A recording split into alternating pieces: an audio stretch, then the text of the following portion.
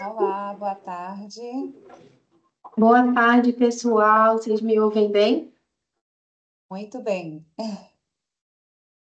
Que bom, maravilha. E aí, Anne, animada para esses nossos 3 dias aí de estudos individuais? Animada, uma jornada, mas é uma jornada muito boa. Eu estou bem animada e fiquei muito animada também ao vê-la falar que teremos hoje três dicas inspiradoras. Eu quero ficar até o final para saber que dicas são essas. Então, sejam todos bem-vindos ao nosso evento. Esse é um evento anual e nós pretendemos fazê-lo todos os anos. Esse é o primeiro. Então, hoje nós vamos iniciar essa jornada, como a gente já falava há poucos instantes, com a Bárbara, nossa diretora acadêmica, que vai falar sobre o estudo individual não é um dever de casa. Então, a nossa abertura terá essa abordagem dela, filosófica. Ela também falou que vai trazer questões práticas para a gente conversar um pouco. Amanhã, nós teremos no mesmo horário, no mesmo link, é, eu, professora Anne, não me apresentei, né? Professora de Arte da Linguagem aqui da academia, vou falar sobre como é feito o estudo individual em artes da linguagem. O professor Kevin vai falar sobre matemática, vai falar sobre física e sobre química também. A professora Renata vai falar sobre ciências e a professora Natália Mendes sobre humanidades e musiquê. E no terceiro dia teremos a nossa coordenadora Juliana Poiares encerrando, falando sobre como encaixar esses estudos individuais na rotina. Rotina é algo que pega as mães de tanto das crianças quanto dos adolescentes. Então, como trazer esse estudo individual para que seja algo leve na rotina? E aí a gente vai encerrar essa jornada. Será muito boa, eu tenho certeza. Então, eu já vou passar a fala para a Bárbara, vou pedir que quem tiver dúvidas que vá colocando no chat, e aí ao final a Bárbara abre um espaço e a gente passa essas perguntas para ela. É contigo, Bárbara. Anne, muito obrigada pelas boas-vindas. Eu vou compartilhar com vocês já a minha tela. Tem uma apresentação que eu preparei. Mas antes, queria dar as boas-vindas a todos que estão conosco aqui ao vivo. Também aqueles que posteriormente venham a assistir a gravação. Tudo foi preparado com muito carinho e a gente espera que vocês aproveitem muito. Como esse é um evento aberto ao público, eu pensei que seria legal, nesse momento de abertura, falar um pouco sobre quem está organizando esse evento, porque às vezes pode ser que você tenha recebido uma indicação em algum grupo de WhatsApp, veio parar aqui e não sabe muito bem do que se trata. Nós somos a Academia Dulcis Domus, eu sou a Bárbara, sou cofundadora da academia, junto com meu marido, Marcos Viana, e atualmente sou diretora de currículo. O que é a academia exatamente? É uma plataforma de ensino à distância. A gente oferece aulas ao vivo de todas as matérias, para crianças, adolescentes e adultos. Na prática, funciona assim, né? Imagina que, por exemplo, sei lá, seu filho precisa fazer inglês e você não tem um curso que você goste na sua cidade, ou então a logística é difícil porque você tem várias crianças, é, ou então você mora mesmo numa cidade pequena e realmente fica difícil de encontrar um curso que seja bom. Então você vai lá, se inscreve e participa das nossas aulas que são ao vivo. Então tem um professor que entra de verdade numa sala de aula ali online no Zoom, e outras crianças também que moram em cidades diferentes, sempre grupos pequenos, né, para que a gente consiga ter essa interação, todos possam falar, ser ouvidos pelo professor. Então, é diferente daquele curso gravado que você compra ali e às vezes nem assiste, né? E mesmo quando assiste, tem sempre aquela dificuldade, né? Não tem um professor ali para tirar sua dúvida na hora. Pense numa aula de matemática, por exemplo, em que se você não entendeu um elemento, você não vai entender o que vem na sequência. Então, isso de ter realmente essa possibilidade de você falar na hora com a pessoa ao vivo, dá muita diferença. Eu dou aula também aqui na academia e sei que quando você tá ali olhando para a criança, olhando para o adolescente ao vivo, pela carinha você já consegue perceber se ele está entendendo ou se ele não está entendendo o conteúdo. Então, naquele momento mesmo você já faz uma pergunta, já chama o aluno, já vê se está precisando, né, talvez dar algum outro exemplo para que ele entenda melhor.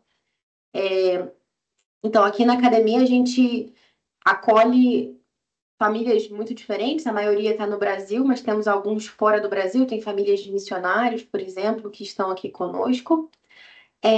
Muitas famílias homeschoolers também, que confiam à academia esse trabalho de instrução formal dos seus filhos em diversas matérias, como história, geografia, química, enfim, como falava para vocês, a gente tem de fato todas as matérias.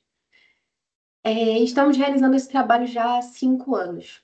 Começamos em novembro de 2019, oficialmente. E estamos aqui, então.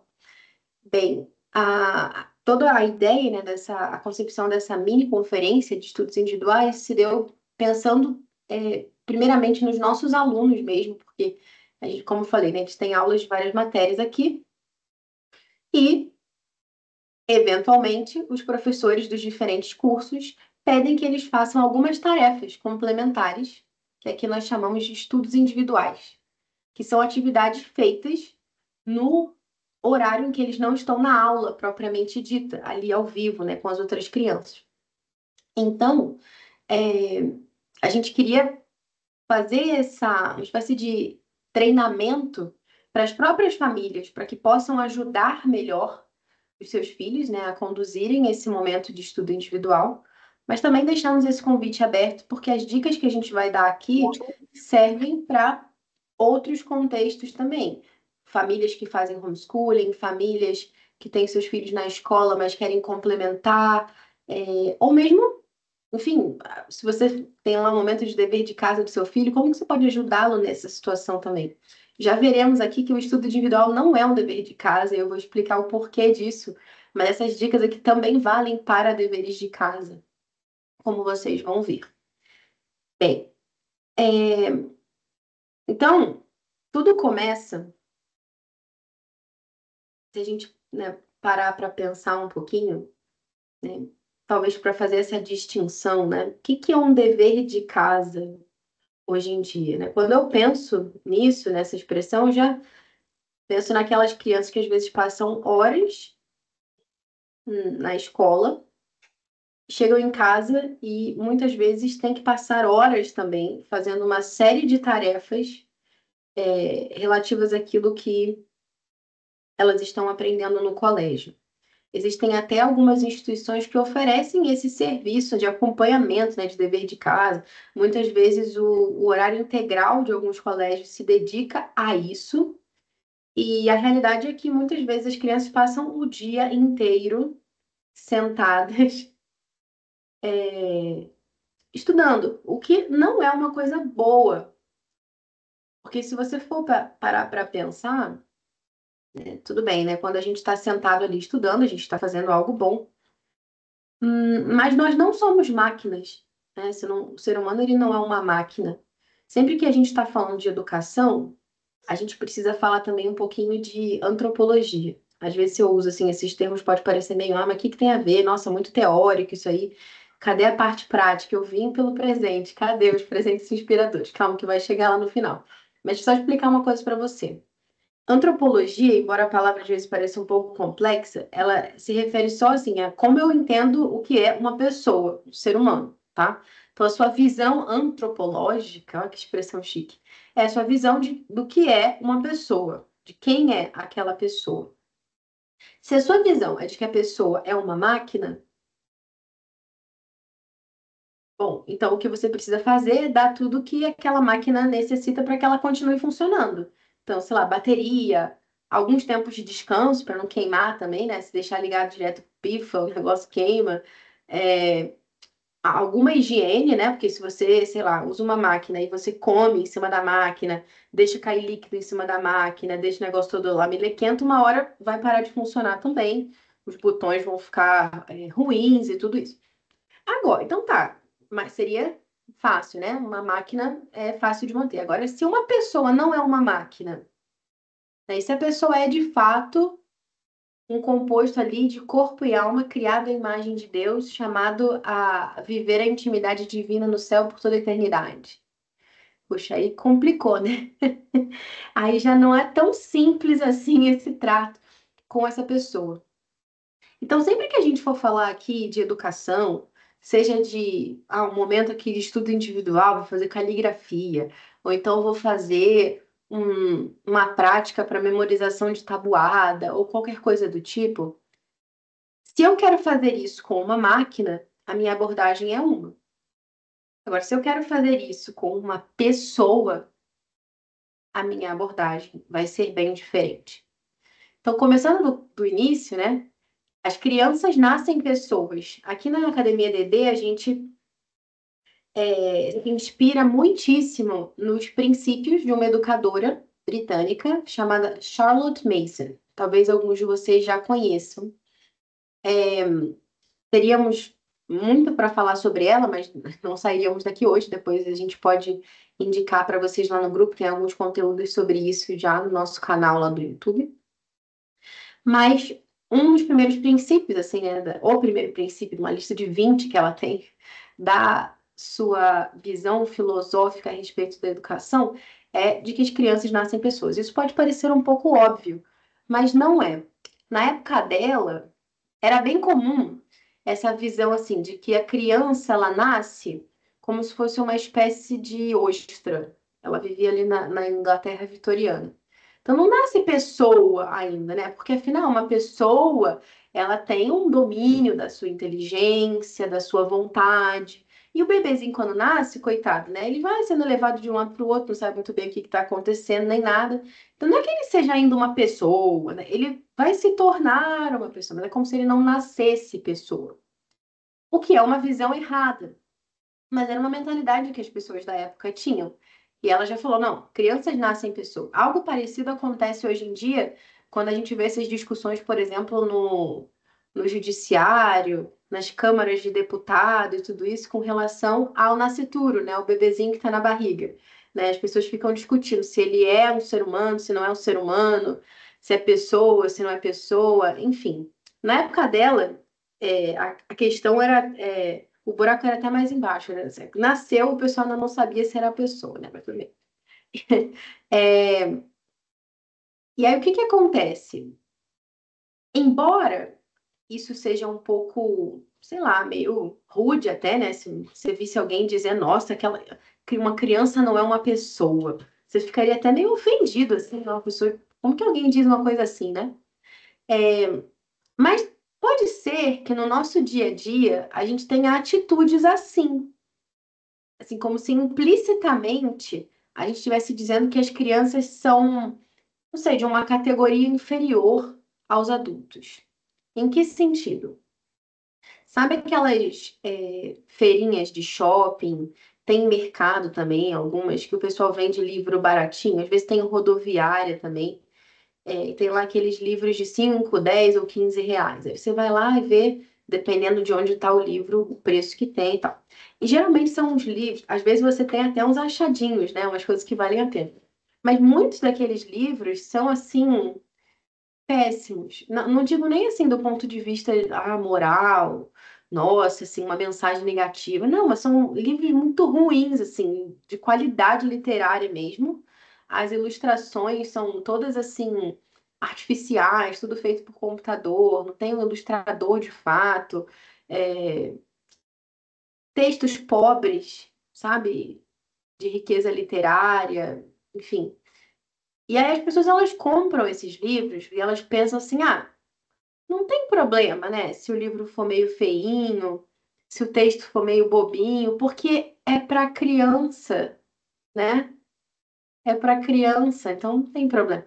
Ou então, às vezes, sei lá, na sua casa você tem aquele kit bonito de xícaras e quando tem visita a gente usa, serve e tal. Mas no dia a dia tem aquela xícara lá meio sem asa e a gente dá para o filho porque afinal é para criança, né? Não tem problema. Isso é um grande pena, no fundo, né? A gente deveria olhar para as crianças, né, para os nossos filhos, de modo particular, para os nossos alunos, como essas pessoas que nos foram confiadas, é, e nós somos responsáveis por elas, né? Somos responsáveis diante de Deus. e devemos servi-las da melhor forma possível. O que não significa de um jeito perfeito, porque nós não somos perfeitos, mas da melhor forma que a gente puder, dentro das nossas circunstâncias. Então, é a partir dessa tônica, assim, a gente poderia dizer que eu queria começar essa conversa com vocês sobre estudos individuais. Então, colocar as coisas assim no seu lugar, né? A gente poderia dizer. Então, por exemplo, né? Se eu entendo que uma criança é uma pessoa e essa pessoa é única, ela é irrepetível, ninguém é igual a essa pessoa. Em todos os bilhões e bilhões de pessoas que estão no mundo, ninguém é igual a ela.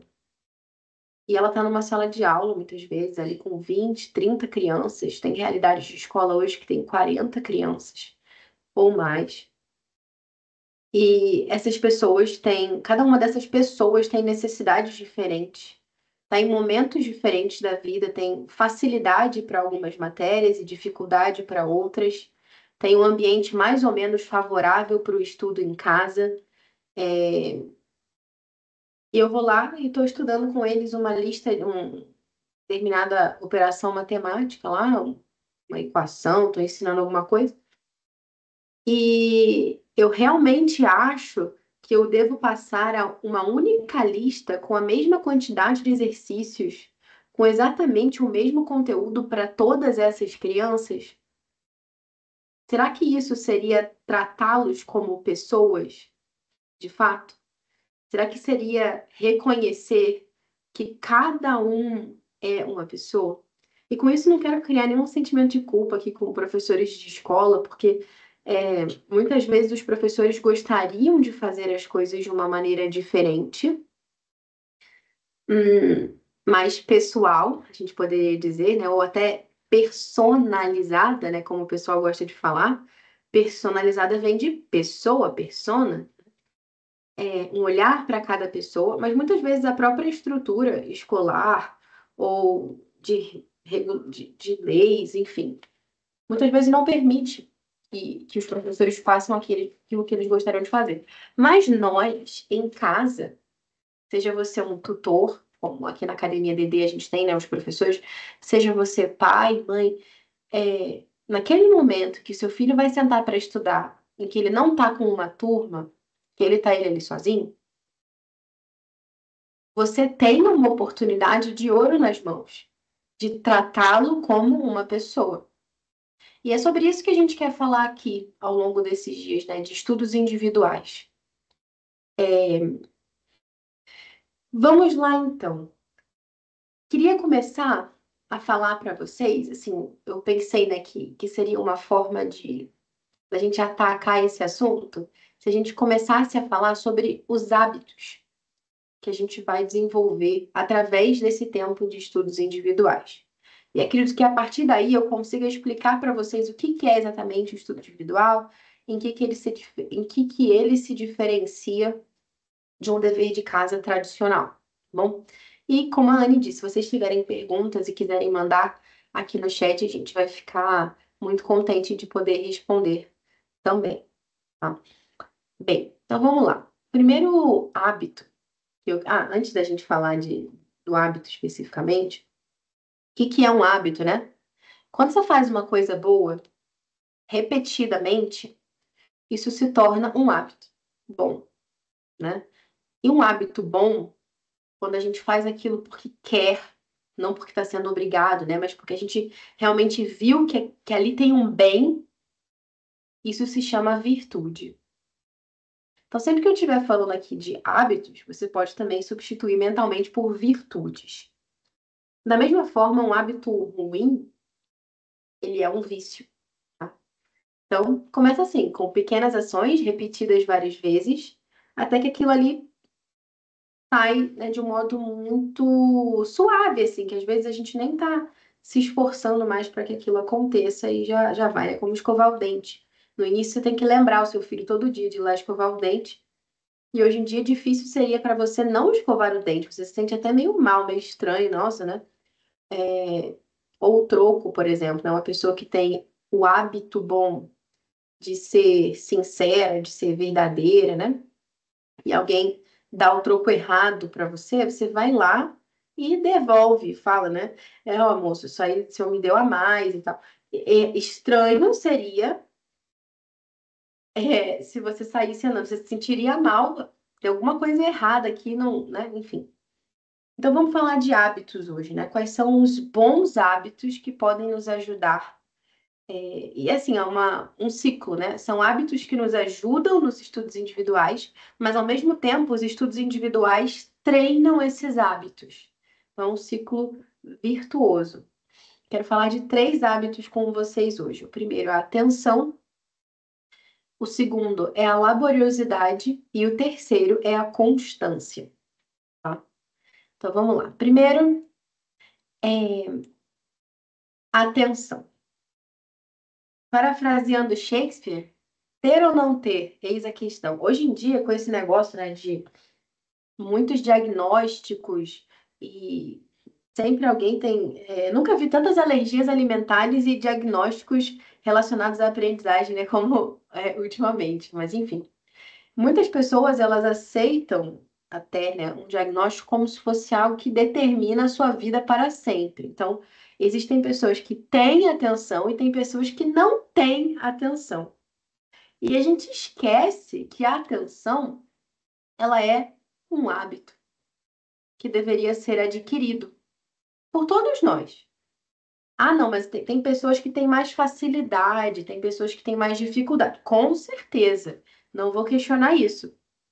Agora, tem pessoas que têm mais facilidade para cantar afinado. E tem pessoas que têm mais dificuldade, mas isso não significa que não sejamos todos capazes de recebermos o treinamento adequado.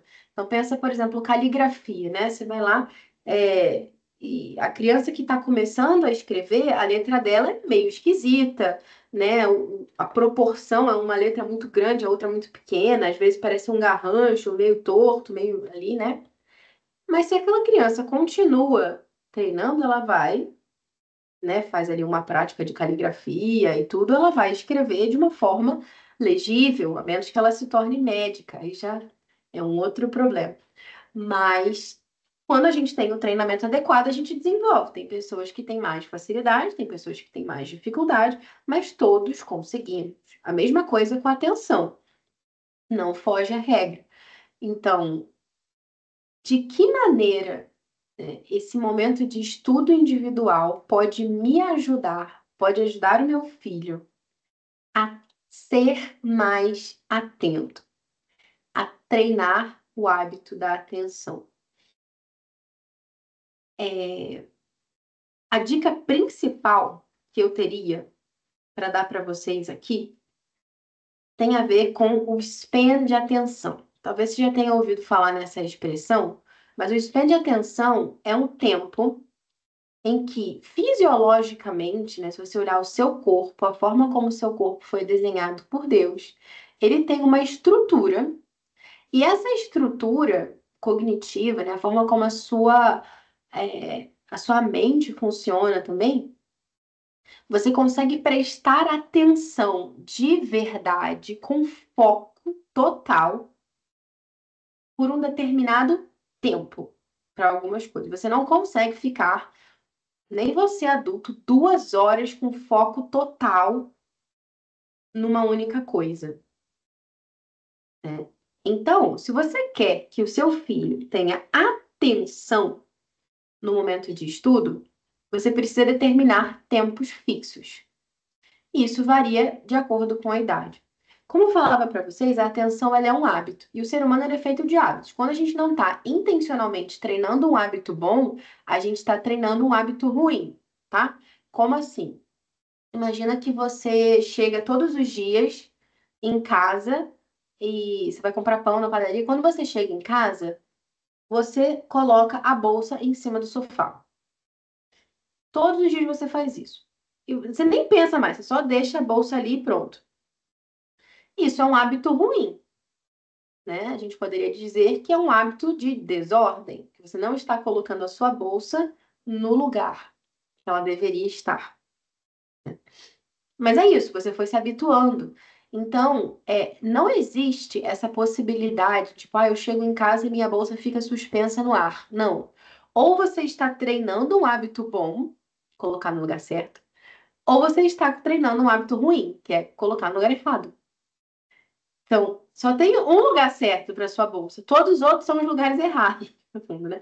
E se você coloca a sua bolsa no lugar errado, você está se treinando, se habituando a colocar a bolsa onde ela não deveria ficar. Da mesma forma também com o nosso estudo. Então, se eu deixo o meu filho sentar para estudar com tempo indeterminado, tipo, tem aqui uma folha de matemática para resolver. E a professora pediu para resolver essa folha inteira de exercícios. Aí o que que eu faço? Você só vai poder ir brincar, só vai poder ir jogar bola quando você acabar de resolver essa folha.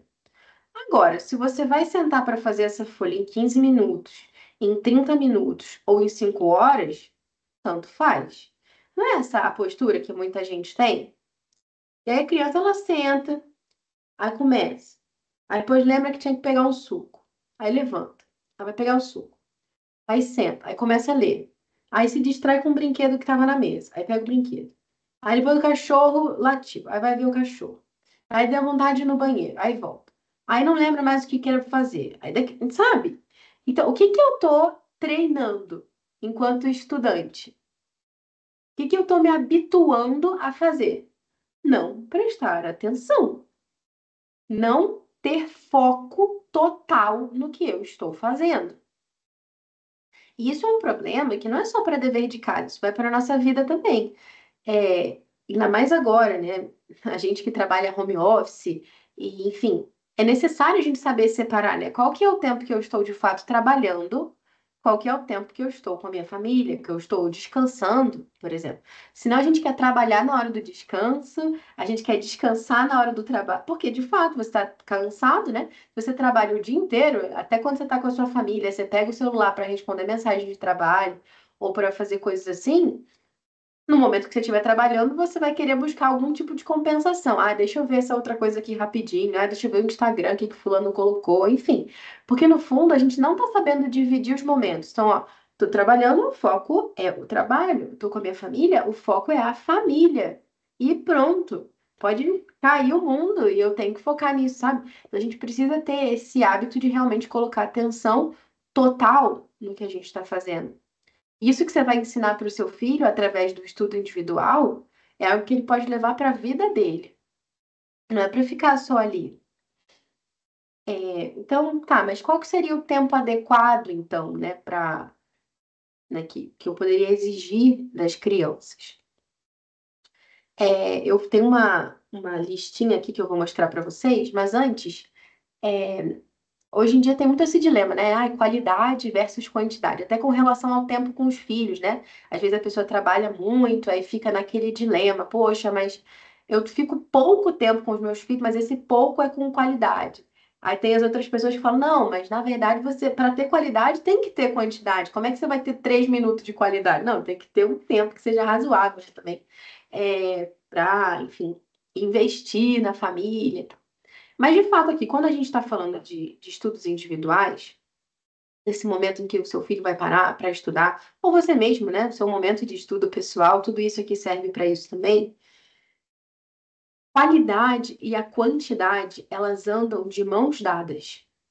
E eu vou explicar melhor isso para vocês quando a gente for falar de laboriosidade. Mas vejam só, o tempo médio de atenção por idade é esse aqui. Para uma criança de 2 anos, ela foca em geral ali de 4 a 6 minutos. Focar é focar mesmo, tá? É ficar olhando ali para uma coisa, né? E aquela coisa, sabe? Sem que ficar divagando. 3 anos, 6 a 8 minutos. 4 anos, 8 a 12 minutos. 5 a 6 anos, 12 a 18 minutos. 7 a 8 anos, 16 a 24 minutos. 9 a 10 anos, 20 a 30 minutos.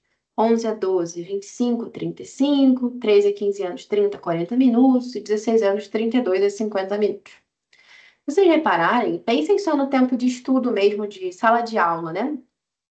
Quantas crianças de 7 a 8 anos de 9 a 10 anos são submetidas a tempos de 50 minutos, de 1 hora e meia de aula, né? Nossa, mas eu sou professora, eu tenho alunos de 7 a 8 anos e eu tenho que dar aula aqui 50 minutos. O que que eu faço? Divida seu tempo de 50 minutos em 3 blocos de 20, 20 e 10, por exemplo, ou 15, 15, 20. Por quê? A nossa atenção, ela se renova, ela se restaura quando a gente muda o que a gente está fazendo, no fundo, né? Vocês já viram esses vídeos estilo Pomodoro que o pessoal usa para estudar, que tem no YouTube? Tem lá, às vezes, 25 minutos, algumas pessoas põem 50 também, mas o tradicional é 25. É 25 minutos de foco total, 5 minutos de intervalo. Então, por exemplo, você está trabalhando, vamos supor, você põe lá o timer do Pomodoro e você começa. 25 minutos, só posso fazer isso aqui. Trabalhar nesse texto, por exemplo. Aí deu 5 minutos, pronto. Agora eu vou responder uma mensagem que me mandaram, vou tomar uma água, vou no banheiro, volto. 25 minutos, foco, sabe? Foco total. Naqueles 25 minutos você não pode fazer nada, a não ser aquilo ali que está na sua frente com, assim, sangue nos olhos. É isso, sabe? Realmente esse enfrentamento da tarefa. É meio que essa mentalidade que a gente quer trazer para o tempo de estudo das crianças também. Então, ó, vamos lá. Vocês vão ver, né, nos outros dias, amanhã, né? A Anne estava comentando que ela vai falar sobre arte da linguagem, o professor Kevin vai falar das exatas, a gente vai falar também de ciências, com o professor Renato, enfim. Então, a gente vai falar de várias matérias e eles vão dar ideias concretas do que fazer em cada uma delas. Mas, por exemplo, em arte da linguagem tem caligrafia, que é uma coisa que eu já falei aqui. Então, se você tem lá o seu filhinho de 7 a 8 anos, segundo essa lista aqui, o tempo que ele tem de foco total é de 16 a 24 minutos. Isso não significa que ele precise ficar necessariamente 24 minutos fazendo caligrafia, nem mesmo 16, né? Tudo aqui, isso aqui vai crescendo também, né? Eu, por exemplo, aqui, isso aqui funciona para vocês como máximo, tá? Não é o mínimo. Seria bom que vocês tivessem isso em conta também. Mas quando a gente falava, né, ali em cima de qualidade, de quantidade, o que que vale mais a pena, né? Pensa, uma criança de 7 a 8 anos, ela ficar, que eu não vou nem sair da métrica, tá? Mas 16 minutos. Ela fazer 16 minutos de uma página cheia de garranchos, ou ela fazer 5 minutos de 5 letras bem executadas. Qual hábito que a gente está querendo desenvolver? Por isso eu dizia, né, que a quantidade de tempo tem um impacto muito grande na qualidade também. Então, caligrafia para criança de até uns 8 anos, assim, 5 minutos por dia. 10 minutos no máximo. Mas é aquilo. É o tempo que eu tenho e eu vou procurar fazer durante esse tempo o melhor possível. Então, tentar mudar um pouco o foco, sabe? Usa essa minutagem aqui não como um mínimo, uma obrigação necessária, mas como um máximo que eu não posso ultrapassar. Por exemplo, eu estou treinando aqui em caligrafia, sei lá, o B minúsculo, o B maiúsculo, com essa criança aqui. Mais do que simplesmente falar, fique 10 minutos fazendo. Não importa se vai sair bonito, se vai sair feio, fique 10 minutos. Não. O que eu quero é que você entregue uma linha de letras bem executadas, caprichadas. Se necessário, você vai apagar, você vai refazer. E é isso. Mas eu estou treinando a colocar o meu melhor naquele tempo designado. Tem um trecho do livro Home Education, Educação no Lar, da Charlotte Mason, que ela diz assim: é impossível exagerar a importância desse hábito da atenção. Ele está, para citar palavras de peso, ao alcance de todos e deveria ser o principal objetivo de toda disciplina mental, pois, quaisquer que sejam os dons naturais da criança, É apenas na medida em que se cultiva nela o hábito da atenção que ela é capaz de fazer uso deles. Pensa, né? A criança pode ser genial. Nossa, aqui é um matemático, um Einstein, essa criança aqui que está diante dos meus olhos. Ou, nossa, aquele ali é um músico, assim, excepcional, tem um talento, assim, inegável. Aquela ali é uma ginasta, incrível. Não, não interessa qual é o dom, o talento natural, a superdotação, o que seja do seu filho. Se ele não tiver atenção, ele não vai conseguir fazer uso desses dons naturais, ou pelo menos não na medida em que ele poderia. Então, uma criança que poderia, supor, tirar uma nota 10, se ela não tem atenção, ela pode tirar até 8, pode tirar 7, mas ela não vai render todos os talentos que ela poderia render. E não vai fazer para esse mundo o bem que ela poderia fazer se ela usasse toda a sua capacidade. Né? Como diz lá o Homem-Aranha, né? Com grandes poderes vem grandes responsabilidades, não é assim? A quem muito é dado, muito será cobrado. Poxa, se a gente tem a capacidade de oferecer, de dar mais, por que a gente vai dar menos?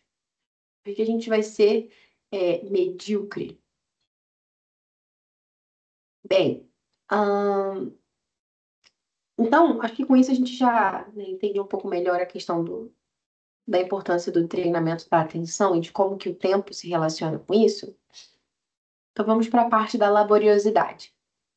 Eu já comecei a adiantar esse assunto ali no slide anterior, né, do hábito do melhor esforço, mas é isso, ele é um hábito.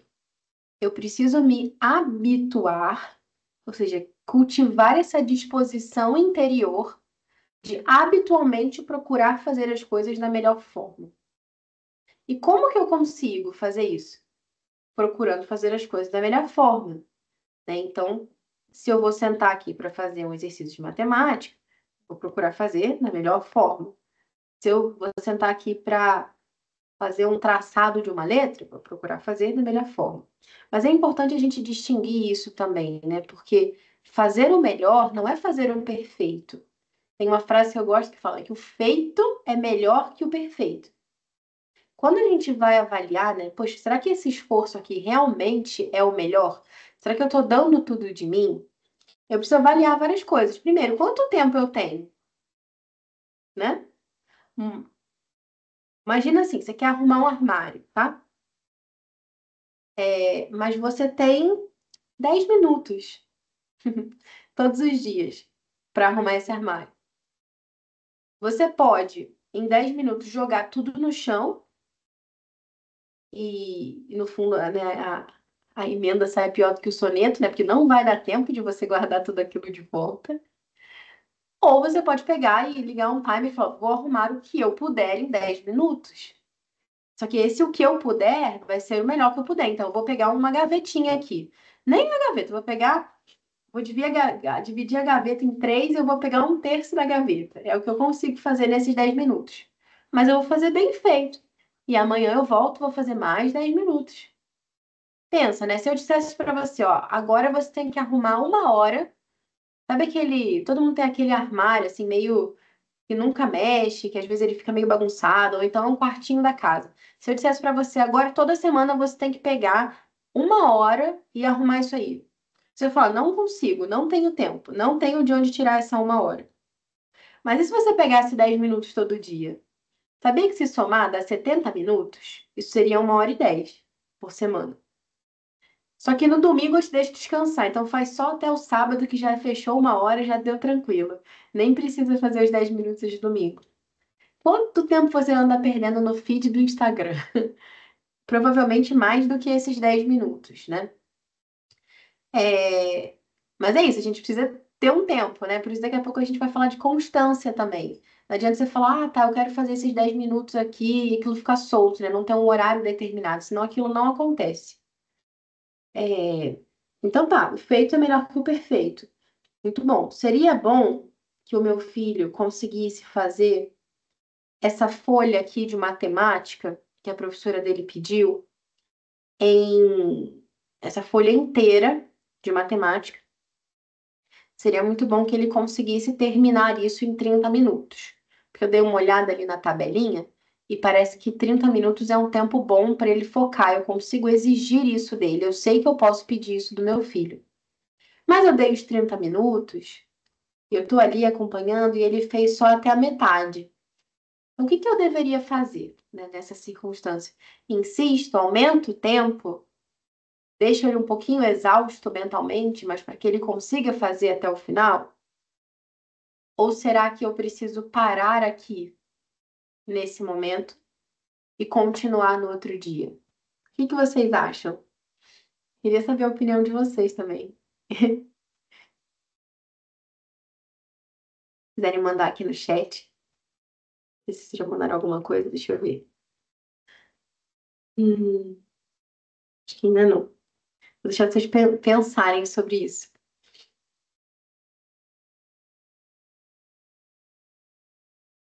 Ó, a Anne falou que ia parar e continuar no dia seguinte.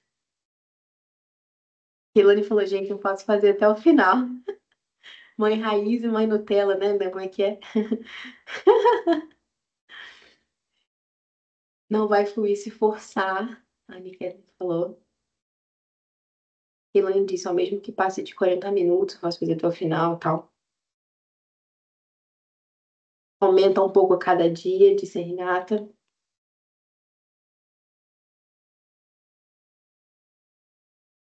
Ó, isso de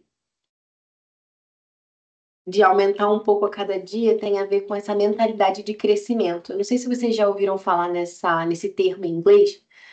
Enquanto vocês vão escrevendo aqui no chat, eu vou falar um pouco sobre isso. Tem uma expressão que hoje em dia, nesses ambientes, né, de empreendedorismo, tal, muita gente fala sobre growth, crescimento. Growth mindset. Essa mentalidade de crescimento. E isso me lembra muito, eu tive a oportunidade de fazer um curso em 2023, eu participei de uma conferência do centenário de falecimento da Charlotte Mason lá na Inglaterra. Eu fui, fiz uma palestra também, representei a academia, falei sobre a narração, foi bem legal. E tinha um naturalista lá, uma pessoa que trabalha com o estudo da natureza, né? Faz vários desenhos de botânica, e ele faz muitas palestras sobre esse assunto também. E para quem conhece mais a fundo o método da Charlotte Mason sabe, né? Até quem conheceu um pouco por cima sabe que tem muito essa questão do caderno da natureza. A Renata deve explicar isso também no dia lá de ciências. Vocês vão saber mais. Mas o fato é que eu estava lá e ele falou uma coisa, né? Ó, muita gente chega para mim e fala assim, ah, que eu não consigo desenhar, eu não sei desenhar. Mas ó, eu falo, ó, se você começar a desenhar todo dia, acho que não precisa ser nem todo dia, ele falou assim, mas com uma constância, eu não lembro exatamente o tempo que ele falou. É, e você não melhorar no final, eu te dou meu curso de graça. Ele falou assim. Porque é impossível, não tem como. Imagina uma criança, né? Uma criança que está aprendendo agora a escrever. E ela está treinando a letra cursiva, né? Já dominou a letra bastão, print, agora está na cursiva. E ela está escrevendo lá a palavrinha banana. Imagina essa criança escrevendo banana todos os dias por um mês. É impossível que no último dia do mês a palavra banana esteja pior ou igual a como ela estava no primeiro dia. Não tem como, entendeu? Melhor, não, não, não. O corpo humano, ele se habitua, né, aos movimentos e tudo isso, a gente vai refinando a nossa capacidade com o tempo. Então, esse professor, ele falava isso, ó, não existe, assim, isso, pessoas que conseguem desenhar e pessoas que não conseguem. Todo mundo consegue desenhar, a diferença é que a gente para de treinar. Tem, sabe, na escola, quando a gente é pequeno, algumas pessoas têm um talento natural, assim, se for essa pessoa já nasceu praticamente sabendo desenhar, né? É, tem uma facilidade muito grande, né? Tem um dom, você vê que ali é uma coisa especial que aquela pessoa tem. E tem outras pessoas que não. Só que o que que acontece? Conforme a gente vai crescendo, a gente não tem mais aula de desenho, por exemplo, né, na escola. E aí, quem continua desenhando? Quem já tinha aquela facilidade natural e aqueles que param de desenhar, nós ficamos pelo caminho e a gente acredita que a gente não consegue desenhar. Mas não é que a gente não consegue, é que a gente parou de tentar, a gente parou de treinar. Como natação, por exemplo, se você... Todas as pessoas têm capacidade de aprender a nadar. Algumas têm mais facilidade do que outras. Algumas continuam treinando, se tornam medalhistas até, e outros se afogam, né? Infelizmente. Mas enfim, mas todos nós teríamos essa capacidade, em princípio, né? É, então esse professor ele orientava assim, ó, pega um caderno e você vai desenhar um pouquinho todo dia, né, da natureza lá, né? Que era o contexto que ele estava falando. Só que assim, não rasgue a folha quando sair feio. Por quê? Porque quando você chegar lá no final, nas últimas páginas do caderno, você vai conseguir comparar. Não tem problema se saiu meio feio. Vai ser até mais legal no fundo, né? Porque quando você comparar esse que tá meio esquisito com aquelas últimas que estão mais bonitas no final, vai dar aquele contraste e você vai sentir, pô, fiz alguma, né? Tive uma mudança, tive um crescimento. Da mesma forma também a caligrafia. Se você faz um negócio feio, você joga fora. Mas como é que você vai comparar depois se teve ou não um crescimento? O mesmo também com o tempo de estudo, né? A gente pode, bom, vamos supor aqui que o ideal para essa faixa etária do meu filho seja um tempo de estudos, né, que ele consiga se concentrar por 30 minutos. Só que eu vejo que ele não consegue. Então a gente pode começar tentando, ó, 15, depois aumento 20, 30, né? E assim, conforme ele vai conseguindo, a gente vai subindo um pouquinho a barra, né? De quando em quando, até que seja possível. Então, deixa eu dar uma olhada aqui no que vocês falaram no chat. Enquanto isso. Ó, a Vilma falou assim, ó, eu faço eles terminarem, mas é muito estressante. Meu filho leva um tempão nas atividades. Isso também olha, vou até mostrar para vocês o próximo, ó, poesia do Zeca Pagodinho. Meu pai ouvia Zeca Pagodinho no carro e eu lembro de várias músicas de Zeca Pagodinho. Uma delas é: quem me ensinou os traquejos da vida me disse que a dor não era tão doída se a gente soubesse onde vai acabar. Isso é real. Eu lembro que o meu filho, quando ele nasceu, ele acordava muito durante a noite. E assim, ele tinha 8 meses, ele ainda acordava assim, umas, sei lá, umas 5, 6 vezes, sei lá. Acordava muito. No início, sei lá, quando ele estava acordando a terceira vez, acho que eu já estava desesperada, porque você imagina que vai acordar 20 vezes, né? Então, quando a criança está acordando a terceira, você não sabe quando que aquilo vai parar. Você já fica, meu Deus, eu preciso dormir, né? Privação de sono, a gente fica agoniado. Agora, se eu já sei que ele vai acordar 5 vezes, na quarta eu já estou contente. Pô, só falta mais uma. Pronto, já me adaptei aqui nessa essa situação. Da mesma forma, né? Se você fala para a criança o tempo, ó, você vai sentar aqui. Você não vai levantar, você não vai pegar água, você não vai pegar brinquedo, não vai pegar nada. Você vai ficar 15 minutos, vai ficar 20, vai ficar 30, não sei. Você vai testar aí, né? Depende da idade da criança também. E é isso. Quando tocar o timer, acabou. Então, isso ajuda a pessoa internamente a falar, pô, isso aqui tá difícil, isso aqui eu não aguento, esse negócio é difícil. Mas é por um tempo. Isso acaba. Por isso, às vezes, as crianças elas ficam um tempão mesmo porque aquilo ali parece uma coisa interminável. Então, elas vão adiando, elas vão enrolando, elas vão tentando fugir do esforço. Tipo, já que eu vou ter que ficar aqui até acabar essa folha inteira, eu vou enrolar o máximo que eu puder para tornar isso menos desagradável, entendeu? O que mais que vocês falaram aqui? A Rafaela falou, eu faço ela terminar, mas não é produtivo. Já começa, a criança começa a ficar irritada, aí você começa a ficar irritado, aí às vezes a criança começa a chorar, aí você começa a questionar a sua vida, a sua maternidade, o que que eu tô fazendo, sabe? Então, ó, a Juliana falou, aqui já passaram quase 3 horas para terminar, muito estressante. Hoje eu procuro fazer diferente. É estressante pra gente, enquanto mãe, pai. Renata falou, se queremos que faça da melhor forma, melhor parar e continuar no dia seguinte. Mas temos que dosar a quantidade. Se colocamos muito mais do que a criança é capaz de entregar, nós estaremos constantemente parando antes de terminar. vai parecer que nós estamos deixando eles pararem porque eles não querem continuar. Temos que saber bem o que a criança pode entregar com qualidade dentro de um tempo razoável. Assim poderemos ser firmes. Com certeza. Isso também tem questão de gestão de tempo, né? Imagina que a professora pediu para fazer uma lista de exercícios. Ela não pede de um dia para o outro, normalmente, né, gente? Então, se é para a semana que vem, em vez de eu ficar, sei lá, né, 2 horas fazendo isso em uma tarde, por que não dividir essas 2 horas ao longo desses 7 dias, né? Seria mais produtivo. Heloísa perguntou: devemos deixar a criança sozinha durante a atividade ou devemos ficar ao lado dela? Ficar ao lado dela ajudaria a manter o foco? Olha, eu acho que quando a criança é menor, seria importante você ficar do lado dela. Mas isso vai, assim, depende. A criança vai crescendo e ela vai entendendo ali a própria dinâmica, né? Você, às vezes, até compra um timer bonitinho. Tem uns que vende. Uma vez eu comprei um, era tão bonitinho, ele parecia um ouriço.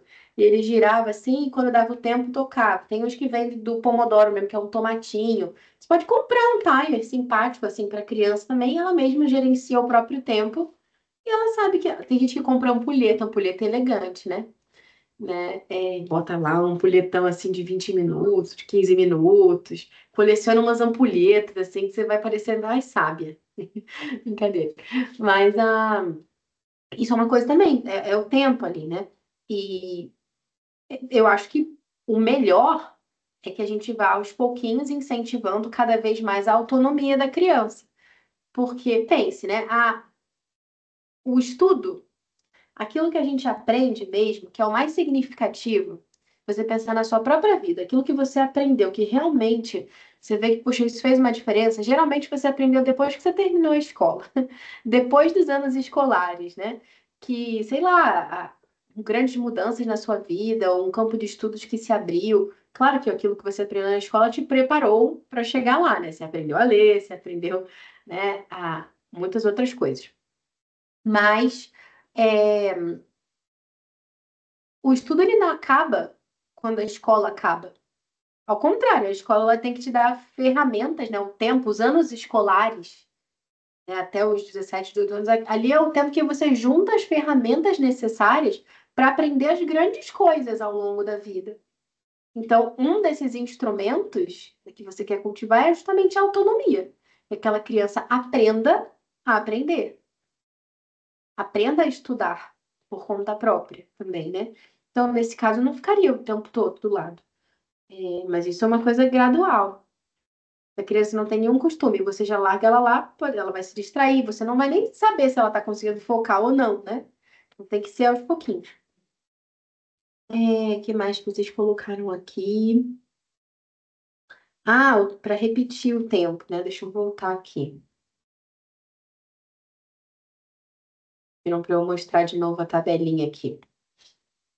Lembrando, né? Isso daqui é um tempo médio de atenção por idade. Não significa que você tenha que usar o máximo em tudo, sempre.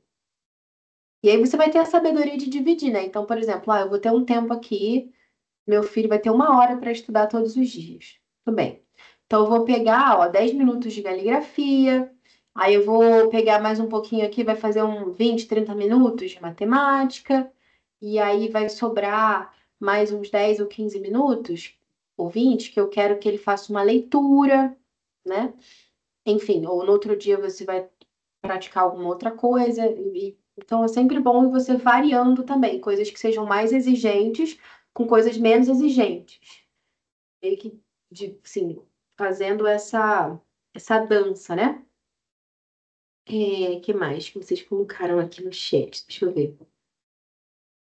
Isso, no caso de ter terminado o tempo e não ter terminado a tarefa, exatamente isso que a gente estava falando. É, a gente tem que saber equilibrar, né? Porque como a professora Renata também estava comentando ali no chat, não é nem bom que você fique assim sempre com isso, né? De nunca consigo fazer tudo. Estou me habituando a nunca entregar as coisas ou entregar as coisas atrasadas. Não, a gente tem que ter uma boa gestão do tempo e pensar, bom, se eu tenho que entregar aqui essa folha, quanto tempo eu tenho? E eu não, sabe, vou dividir, vou fazer um pouquinho a cada dia para conseguir dar conta. Realmente, como a Anne está falando, tem escolas que às vezes passam 10 páginas, um monte de coisa. Eu acho que é o caso de você conversar com a professora, conversar com a coordenação, e sim, pô, falar, ó, queridos, vocês não estão. Claro, você vai falar com a educação, né? Mas, olha, uma criança, eu li num site aí que. Ou então falei com tal pessoa, arruma uma matéria lá, e olha, a atenção da criança, né, para ele conseguir focar, tem um tempo, então acho que muitas páginas assim não tá ajudando, né? Será que a gente poderia combinar um prazo maior para essa entrega? E a gente, né? Enfim, a gente precisa conversar também, porque infelizmente muitos dos profissionais da educação eles têm pressão de todos os lados, né? Da direção, de não sei quem. E às vezes eles nem receberam essa formação quando eles estavam na faculdade, sabe? Não tiveram mesmo esse preparo. É, Então, voltando aqui no que a gente falava, né, da laboriosidade, é, era esse o tempo. E depois, por fim, eu queria falar também do hábito da constância. Planejar o próprio crescimento, opa, isso é depois. Não sujeitar-se à lei do gosto e hábitos para a vida. Como assim? Tá. Uma grande diferença, né, se a gente fosse elencar aqui, né, contrastes entre um dever de casa comum e esse momento, né, que a gente está chamando de estudo individual, um deles a gente já falou ali no início, né? A capacidade de você treinar cada um como pessoa, porque afinal, essa educação é de cada um, então não teria sentido uma lista massificada para um grupo de 40 pessoas, como se todos eles tivessem as mesmas necessidades. Ah, ao mesmo tempo, por exemplo, a gente dizia, né, a questão da laboriosidade, né, tentar fazer o melhor, o que nem sempre acontece no dever de casa tradicional. o, Esse esforço a mais, assim, esse plus na parte da atenção, que seria colocar um tempo, em vez de terminar custe o que custar. Mas uma outra nota de distinção que eu queria trazer é justamente a constância. Por quê? Uma coisa que caracteriza o dever de casa é justamente ele ser um dever, no sentido de que é algo que eu faço quando o professor pede. Os estudos individuais, eles vão muito além disso, porque é uma espécie de planejamento do próprio crescimento. Como assim, né? É, Minha tela está aparecendo para vocês? Compartilhamento, não. Não? Não. Desde o início? Desde o início. Sim. Gente, que pena. Porque. Ai, ai, ai, mas tudo bem, né? Depois eu vou mandar para vocês o PDF. Agora eu tava falando, eu falei, gente, engraçado, sumiu aqui o botão que devia. No início estava mostrando, depois eu tirei e não coloquei de volta. Mas tem toda uma apresentação com esses minutos, enfim, que eu expliquei aqui. Eu não parti do princípio de que vocês tinham que saber tudo isso, só memorizando, não. É... Que pena, eu vou mandar para vocês o PDF depois, mas, enfim, a gente falou aqui da questão da atenção, né? Só para vocês verem. Tem essa minutagem aqui direitinho na apresentação. Eu vou mandar o PDF. Que péssimo. Enfim, falamos da laboriosidade e tal. Sabe as palavras de Zeca Pagodinho. E agora a gente está aqui na constância. É, Então, o que eu dizia para vocês de planejar o próprio crescimento é nesse sentido, olha, eu tenho que melhorar a minha letra. Eu tenho que ter uma letra bonita. Não só para me enxergar, entendeu? Porque eu quero fazer uma coisa bem feita, coisa bonita, né? Como dizia Dostoiévski, a beleza salvará o mundo. Eu quero fazer um negócio caprichado, né? Então, não é assim, eu vou fazer a caligrafia só quando a professora pedir para eu fazer essa letra aqui, porque tá horrível. Não. Planejar o próprio crescimento. Então, eu vou determinar um tempo aqui, ó. Eu me proponho 10 minutos, quer dizer, no caso, o seu filho não vai se propor, né? Você vai propor para ele 10 minutos todos os dias de caligrafia. Ou então, tabuada, matemática, né? Um tempo ali diário para prática. Não sujeitar-se à lei do gosto. Como assim, a lei do gosto, né? A lei do gosto é fazer só o que eu gosto e não fazer o que eu não gosto. Em resumo, é isso. Então, por exemplo, hoje eu estou com uma vontade de pegar um. Tem uma prática que a gente faz, né, em arte da linguagem, que é o diário de leitura, que é assim, a criança está lendo um livro, e aí, para treinar a ortografia, a gente pede para eles copiarem semanalmente um trechinho ali no diário de leitura. A professora Anne vai falar disso depois. Hoje eu tô com uma vontade de fazer isso. Eu vi uma frase bonita, eu gosto, eu vou fazer. Não, eu não gosto, eu não vou fazer. Hoje eu tô a fim de ficar só aqui comendo um sanduíche, não vou fazer o meu diário de leitura. Não. Então, o meu dia da semana que eu faço o diário de leitura é quinta-feira. Então, eu vou fazer na quinta-feira. Goste ou não. Eu me propus aqui fazer essa prática aqui que eu, sei lá, tô aprendendo balé, estudos individuais de balé.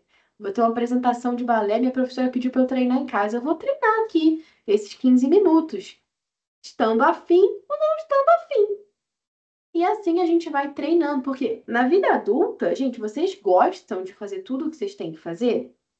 E sentem assim aquela cosquinha, assim, não, a gente faz as coisas porque elas precisam ser feitas, não porque a gente gosta ou não gosta.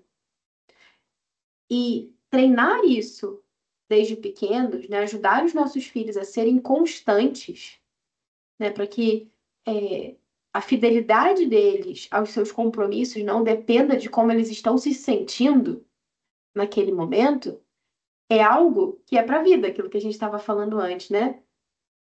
Nossa, isso, ser constante salva um casamento, não é verdade?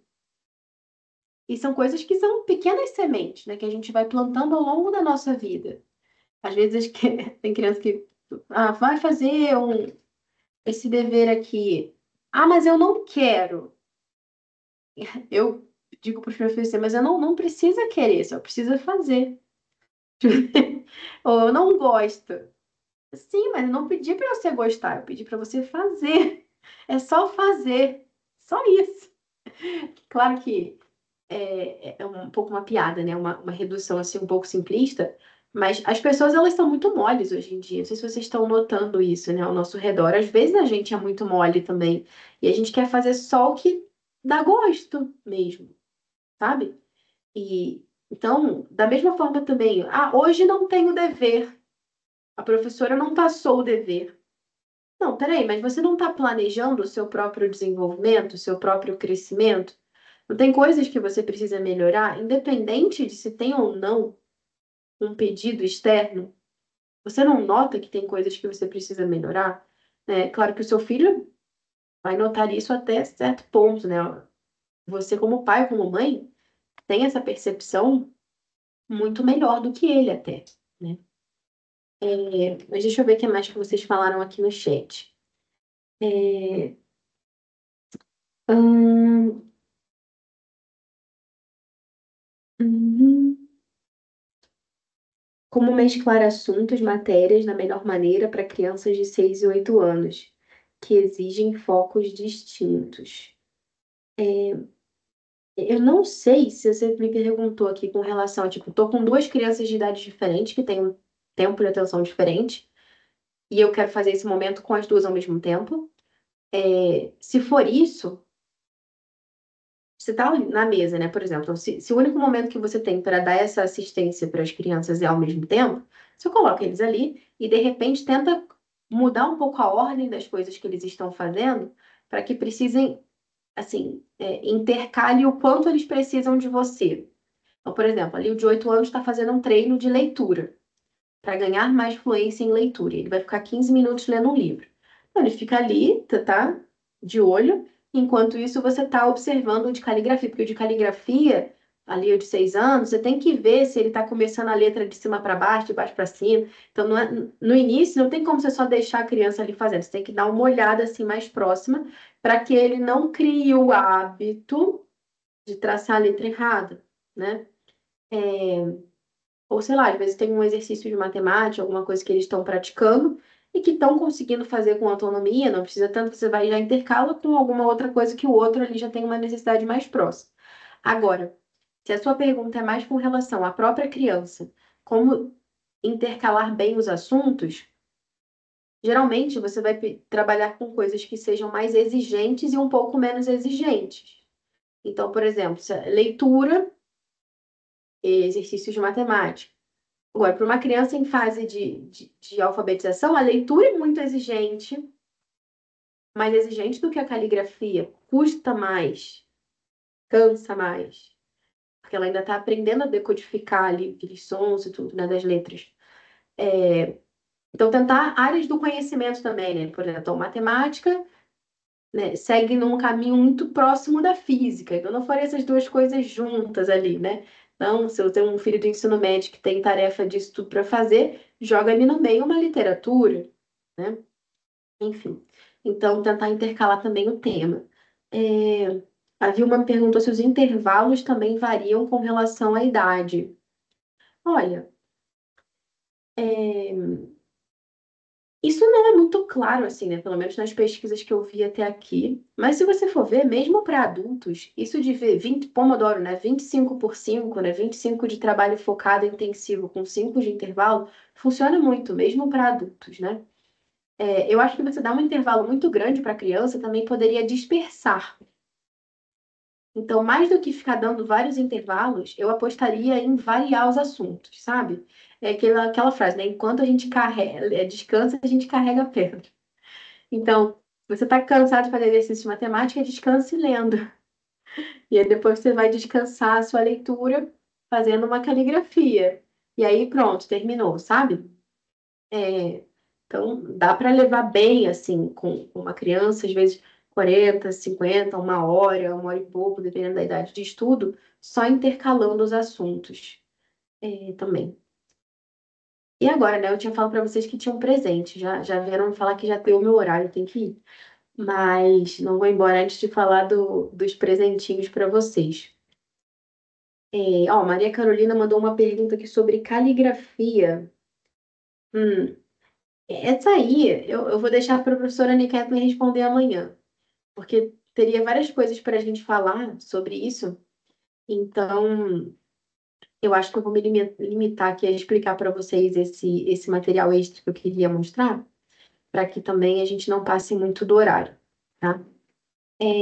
Mas, assim, coisas mais específicas mesmo, né? Sobre arte da linguagem, sobre matemática, a gente vai ter vários professores especialistas que vão comentar amanhã. Então, fica o convite já para vocês também. Mas eu pensei em deixar esse bônus aqui, porque é um material super legal, porque quando a gente pensa em estudos individuais, a gente pensa muito naquela mentalidade de dever de casa, né? A gente pensa, tem que fazer caligrafia, tem que fazer matemática, fazer exercício de gramática, coisa assim. Quando, na verdade, é um tempo, o estudo individual, de enriquecimento pessoal. Nas escolas da Charles Mason, né, que é essa grande inspiração nossa, os alunos eles estudavam só até a hora do almoço. E durante a tarde, o que eles faziam? Pilhas e pilhas de deveres e um monte de coisa? Não. Eles faziam caminhadas na natureza, tempo ao ar livre, pintavam a natureza, ou treinavam, faziam trabalhos manuais, leituras, enfim. Coisas que, claro, contam também como estudo individual. Então, a gente não deveria tentar sobrecarregar as nossas crianças com um monte de coisa o dia inteiro e deixando eles sem tempo para desenvolverem outras áreas, sabe? Então, eu queria mostrar para vocês aqui alguns exemplos, né, de atividades, de materiais, coisas que a gente pode fazer, digamos, no contraturno, né, durante a tarde, caso eles estudem de manhã, caso eles estudem à tarde, para enriquecer ainda mais essa experiência deles. Então, eu queria começar falando de coisas mais práticas, até do dia a dia, assim, né, atividades de vida prática, como, por exemplo, jardinagem, aprender a cuidar de um jardim, manter um jardim, aprender a dobrar roupa, né, ser personal organizer ali do próprio armário, aprender a lavar roupa, aprender a lavar louça e lavar bem, tá? Tudo aquilo que a gente estava falando de, constância, lavar a louça todo dia. Tempo, né? Tem um tempo aqui, ó. Isso também pode ser usado para lavar louça, sabe? Tem um monte de louça para lavar. Às vezes a criança já olha e desanima, né? Ai, não quero. Não, lave por 20 minutos. Vamos ver o quanto você consegue em 20 minutos. O colérico já vai, né, com aquele Vamos ver, vou acabar com isso aqui em 20 minutos. É agora que eu vou provar o meu valor. Eu vou fazer bem, laboriosidade, né, nesse tempo. E aprender a fazer com capricho mesmo. Como seria bom, né, se todas as pessoas terminassem, né, o ensino médio, 17, 18 anos, sabendo pregar botão, sabendo lavar um banheiro, sabendo cozinhar um arroz, né? Então, pensa assim na vida prática, nas coisas do dia a dia, e o que você pode ensinar. Ó, o tópico da nossa atividade de vida prática neste trimestre será culinária. O do trimestre seguinte será, não sei, higienização de sofá. Você escolhe, né? Enfim. Mas além disso, também tem muitas outras coisas que a gente gostaria que os nossos filhos soubessem, também do ponto de vista mesmo artístico, né? Trabalhos manuais.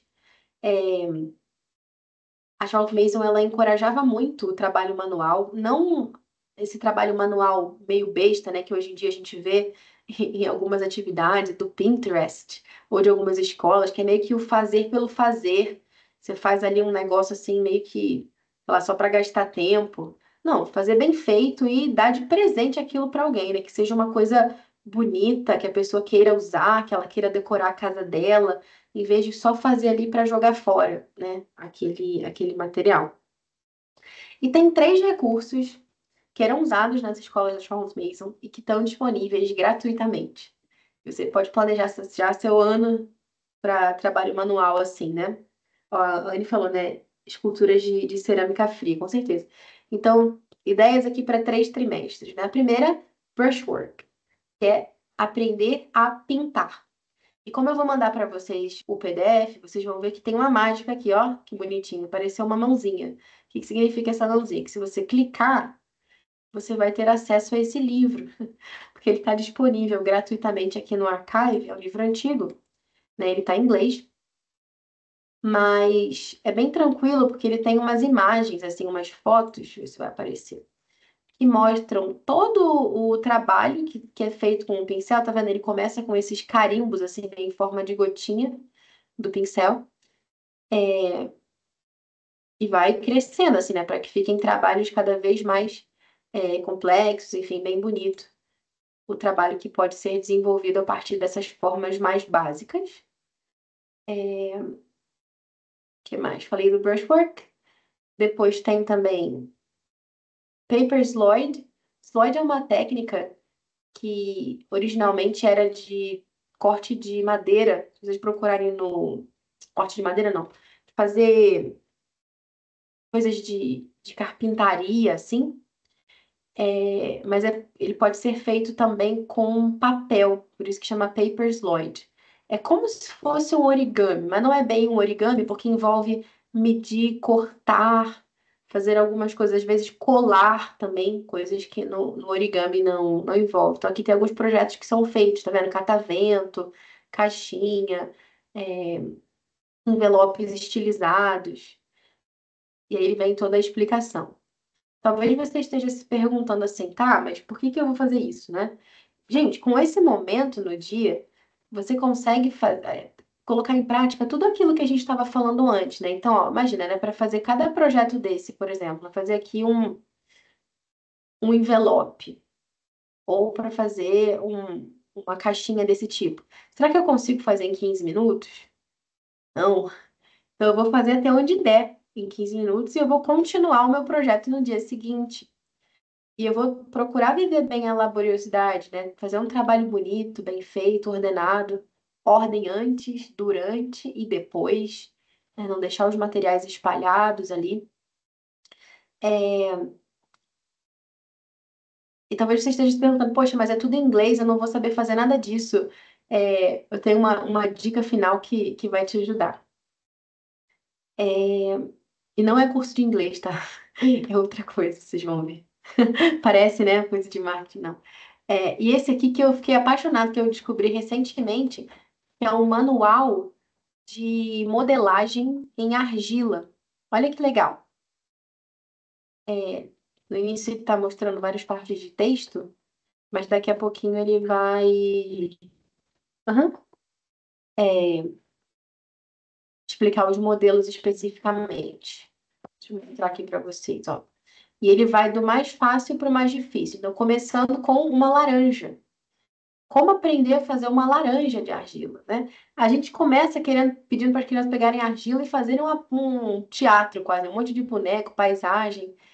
E aí a criança fica meio frustrada, pô, ficou feio. Pô, mas é que você não está começando do básico, né? Vamos começar com coisas simples, ou uma maçã. E aí tem toda uma orientação, uma pera, até que vai, né, para coisas mais complexas, Obrigada, viu? como, né, uma canoa, uma folha de sicômoro, enfim. E é o que eu estava falando, né? Poxa, mas está em inglês, às vezes eu não sei muito como fazer, como orientar. Eu descobri um canal no YouTube muito legal, que também está em inglês, mas tem a vantagem de que são vídeos, né? E que ela está fazendo tutoriais para esses livros todos que eu mostrei para vocês. E outras coisas também. Também tem de crochê, tem de feltragem com lã. Então, mesmo sendo em inglês, você consegue ver as mãozinhas dela fazendo as coisas e isso vai te dar mais segurança também, né, de como fazer. Então, por exemplo, veja essa playlist aqui, por exemplo, é com um monte de vídeo em que ela vai explicando cada um dos modelos daquele livro. Então, por exemplo, aqui, ó, tem um modelo da batata, por exemplo, que ela vai explicar como fazer usando as ferramentas, como fazer a batata, né? É, Enfim, então são projetos muito legais, né, de trabalho manual, em que a gente também pode se dedicar no nosso momento de estudos individuais. Peço desculpas mais uma vez por não ter compartilhado a apresentação, não era o objetivo, a ideia era que a gente realmente desde o início tivesse visto. E muito obrigada por terem acompanhado até aqui. Eu vou enviar para vocês o PDF. A Raquel está me perguntando aqui qual o tempo indicado para esses projetos. Eu diria para você se orientar também por aquela mesma tabelinha que eu recomendei ali no início, né? Como o tempo máximo, não como mínimo, né? Mas porque também, gente, por mais legal que seja a atividade, pode ser pintura, argila, a criança, ela encontra alguns desafios.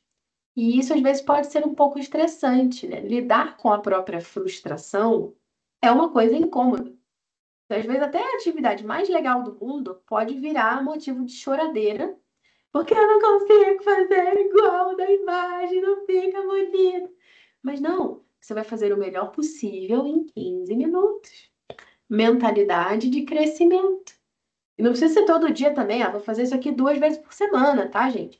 Monta lá o seu horário de uma forma que seja adequado, tá bom?